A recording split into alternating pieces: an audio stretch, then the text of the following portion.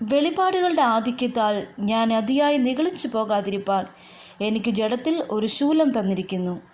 ഞാൻ നിഗളിച്ചു പോകാതിരിക്കേണ്ടതിന് എന്നെ കുത്തുവാൻ സാത്താൻ്റെ ദൂതനെ തന്നെ. അതെന്നെ വിട്ട് നീങ്ങേണ്ടതിന് ഞാൻ 3 വട്ടം കർത്താവിനോട് അപേക്ഷിച്ചു. അവൻ എന്നോട്, എൻ്റെ കൃപ നിനക്ക് മതി, എൻ്റെ ശക്തി ബലഹീനതകളിൽ തികഞ്ഞു വരുന്നു എന്ന് പറഞ്ഞു. ആകയാൽ ക്രിസ്തുവിൻ്റെ ശക്തി എൻ്റെ മേൽ ആവസിക്കേണ്ടതിന് ഞാൻ അതിസന്തോഷത്തോടെ എൻ്റെ ബലഹീനതകളിൽ പ്രശംസിക്കും. അതുകൊണ്ട് ഞാൻ ക്രിസ്തുവിനു വേണ്ടി ബലഹീനത, കയ്യേറ്റം, ബുദ്ധിമുട്ട്, ഉപദ്രവം, ഞെരുക്കം എന്നിവ സഹിപ്പാൻ ഇഷ്ടപ്പെടുന്നു. ബലഹീനനായിരിക്കുമ്പോൾ തന്നെ ഞാൻ ശക്തനാകുന്നു. 3 different times I begged the Lord to take it away. Each time he said, "My grace is sufficient for thee, and my power works best in your weakness." So now I am glad to boast about my weakness, so that the power of Christ may work through me, since I know it's all for Christ's good.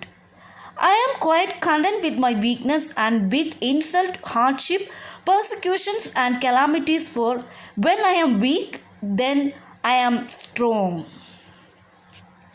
തൻ്റെ ശരീരത്തിലുള്ള രോഗത്തെ സുഖപ്പെടുത്തണമേ എന്ന് 3 പ്രാവശ്യം പൗലോസ് ശ്ലീഹ കർത്താവ് തമ്പുരാനോട് അപേക്ഷിക്കുന്നു. എന്നാൽ കർത്താവ് നൽകിയ ഉത്തരം നിന്റെ രോഗം സുഖപ്പെട്ടിരിക്കുന്നു എന്നതല്ല, എൻ്റെ കൃപ നിനക്ക് മതി, എൻ്റെ ശക്തി നിന്റെ ബലഹീനതകളിൽ തികഞ്ഞു വരുന്നു. My grace is sufficient for thee, and my power works best in your weakness. ആ രോഗം അവിടെ തന്നെ ഇരുന്നോട്ടെ. നിന്റെ ബലം ക്ഷയിക്കുമ്പോൾ എൻ്റെ ബലം നിന്റെ ബലഹീനതകളെ നീക്കി നിന്നെ കരുത്തനാക്കുന്നു. പിന്നെ എന്തിനാണ് വേദനിക്കുന്നത്?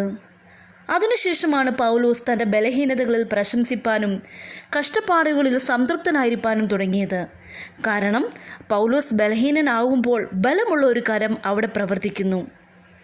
നമ്മുടെ ജീവിതത്തിലും നീങ്ങിപ്പോകണമേ എന്ന് നാം പ്രാർത്ഥിക്കുന്ന ഒരുപാട് മുള്ളുകളില്ലേ?